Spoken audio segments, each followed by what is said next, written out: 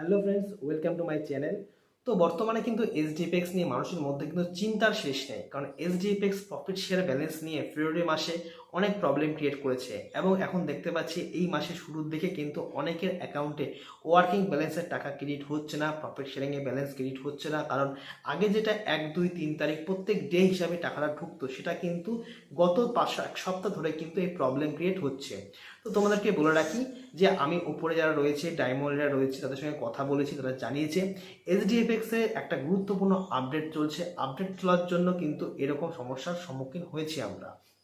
তো এটা আপডেটটা কিন্তু খুব শীঘ্রই সমস্যার সমাধান হয়ে যাবে, আর এটা কিন্তু অলরেডি সমস্যার সমাধান হয়ে গেছে। অনেকের অ্যাকাউন্টে কিন্তু অলরেডি টাকা ক্রেডিট হয়ে গেছে, অর্থাৎ যেটা গতকালকে হয়েছিল সকালের দিকে কিছু হাফ পরিমাণ টাকা ঢুকেছিল এবং বিকালের দিকে কিন্তু পুরোটা কিন্তু ক্রেডিট হয়ে যায়। অর্থাৎ সফটওয়্যার আপডেটের কাজ কিন্তু অনেকটা সম্পন্ন হয়ে গেছে, কিন্তু সফটওয়্যার আপডেটের কাজ কিন্তু এখন পুরোপুরি সম্পন্ন হয়নি। এরকম প্রবলেম কিন্তু আবারও হতে পারে, এই নিয়ে কিন্তু টেনশন করার কোনো দরকার নেই। কারণ এসডিএফএক্স এর যে মেম্বার মিটিং হয়েছিল সেখানটায় কিন্তু জানানো হয়েছিল যে এসডিএফএক্স এই মাস থেকে 6টা গ্রুপে ভাগ হয়ে যাচ্ছে।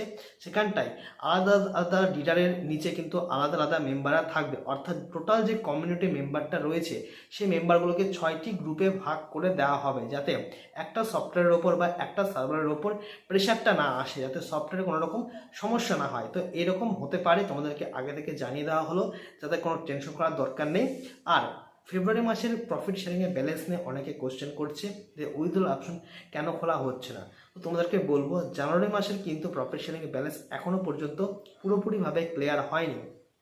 5% কিন্তু এখনও পর্যন্ত মানুষ পেমেন্ট পায়নি।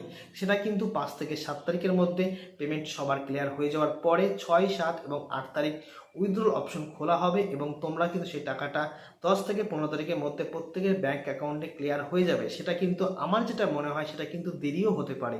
কোম্পানি জানিয়েছে 10 থেকে 15 তারিখ, কিন্তু আমার মনে হয় সেটা কিন্তু এক্সটেন্ডও হতে পারে। তো এই নিয়ে টেনশন করার কোনো দরকার নেই, প্রত্যেকের অ্যাকাউন্টে টাকাটা ক্লিয়ার হয়ে যাবে।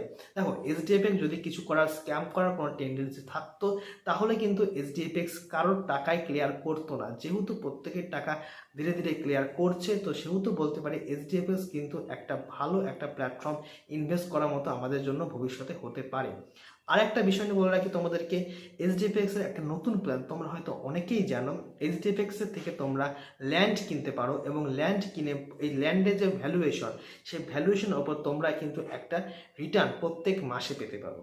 সেই রিটার্নটা কিন্তু 2% করে এতদিন পর্যন্ত ছিল, কিন্তু বর্তমানে এই যে ল্যান্ডের ইনভেস্টমেন্টটা তোমরা যদি করো তাহলে কিন্তু প্রত্যেক মাসে 3% করে রিটার্ন পাবে। মানে তোমরা যদি এইচডিএফএক্স এর থেকে 10 লক্ষ টাকার ল্যান্ড কেনো, সেটা বিভিন্ন রকম লোকেশনে রয়েছে, তাহলে ল্যান্ডের যে ভ্যালুয়েশন, তো সেই ভ্যালুয়েশনের ওপর প্রত্যেক মাসে 3% করে তোমরা কিন্তু প্রফিট আর্ন করতে পারো এবং তোমরা এই আর্ন কিন্তু সারা জীবন পর্যন্ত করতে পারো। অর্থাৎ এইচডিএফএক্স এর থেকে ল্যান্ড কেনো এবং প্রফিট ইনকাম করো। তো যারা যারা ল্যান্ড কিনতে ইচ্ছুক আছো তারা আমার প্রেসক্রিপশনে এসে কমেন্ট করো, আমি তোমাদেরকে গাইড করে দেবো কীভাবে ল্যান্ড কিনতে হবে। ল্যান্ড কিন্তু বর্তমানে 3-4টে লোকেশনে রয়েছে।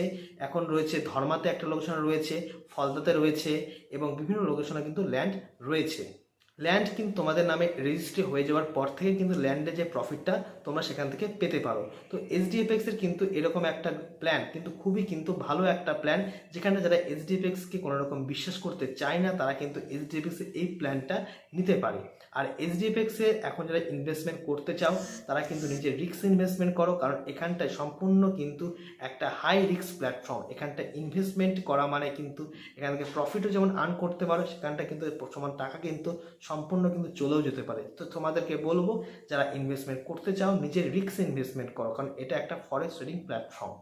যদি ভিডিওটা ভালো লেগে থাকে তাহলে বা তোমাদের কাছে ইনফরমেটিভ হয়ে থাকে তাহলে অবশ্যই লাইক করে দাও এবং চ্যানেলটাকে সাবস্ক্রাইব করে দাও। আর যদি কোনো কোশ্চেন থাকে তাহলে কমেন্ট সেকশনে জানাও, আমি তোমাদের কমেন্টে পড়বো এবং তার আনসার দেওয়ার চেষ্টা করব। Thank you.